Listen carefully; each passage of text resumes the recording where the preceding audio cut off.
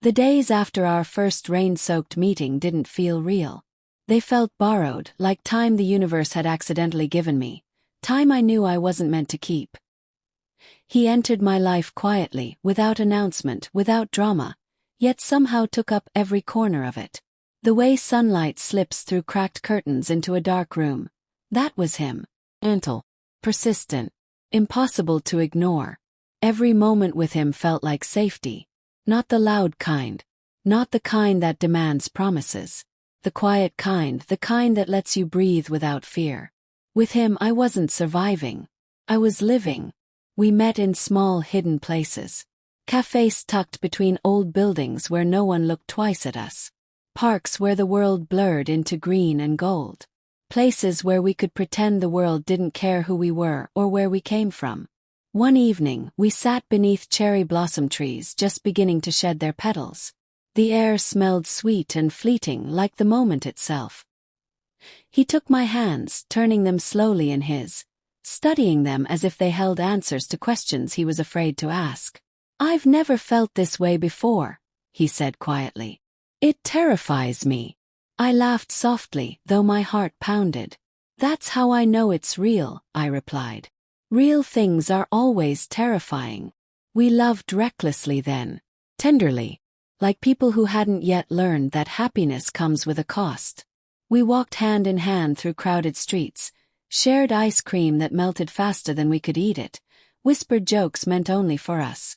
In those moments the world felt small and we felt infinite. We built our own universe. One where money didn't matter. Where class didn't exist. Where love was enough. But the real world never lets you stay hidden for long. When he first asked me to meet his family, a knot formed in my stomach. I told myself it would be awkward but manageable. I told myself love meant compromise. I practiced polite smiles in the mirror, reminding myself not to shrink, not to apologize for existing. The moment I stepped into their home, I knew I was already unwelcome. His mother's smile was flawless, but empty. Dark.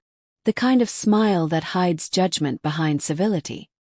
His father barely acknowledged me, his gaze passing over me like I was furniture. His sister watched me closely, her politeness stretched thin over something colder. "You're interesting," she said after a long pause. Not what I expected. I knew what she meant. I wasn't refined enough. I didn't belong to their world. And no matter how gently she said it, the message was clear. I swallowed my pride. I laughed at jokes that weren't funny. I answered questions designed to expose my background. I spoke carefully, measuring every word. I made myself small so I wouldn't be a problem. And all the while I felt him beside me, tense, apologetic, conflicted. Later that night, when we were finally alone, he touched my face with trembling fingers.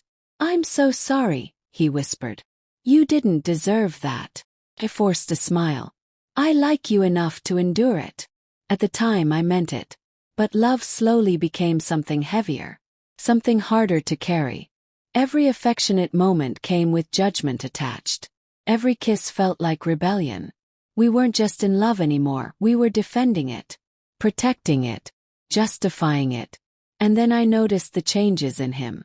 After another family dinner, his father cornered him in the study. I wasn't meant to hear it, but walls have a way of betraying secrets. "She will ruin everything you've worked for," his father said. "This ends now." There was silence after that. No argument, no defense. That silence lodged itself deep in my chest. Weeks passed, and the pressure grew unbearable. Invitations became traps. Conversations turned into interrogations. Compliments arrived wrapped around insults. They tested me constantly. How much humiliation I would tolerate, how long I would endure. And each time I looked to him, waiting, hoping. We clung to what we had in secret. Late-night drives through sleeping streets. Picnics in hidden parks. Conversations whispered into the dark. With his friends he laughed freely. With me he softened. But around his family he shrank. I saw it clearly during a weekend visit to their estate. We were walking through manicured gardens beneath a golden sunset. He stopped suddenly, staring at the gravel path as though it held his fate.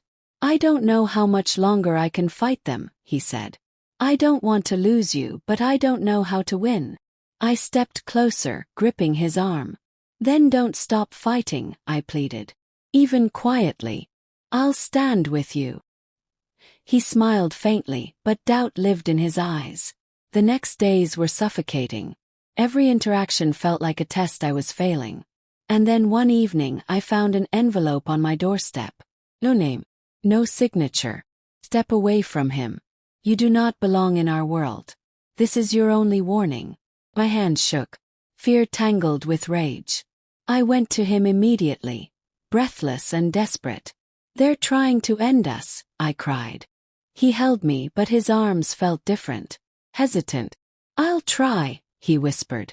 "But I don't know if I can fight them forever." That was the moment something inside me broke.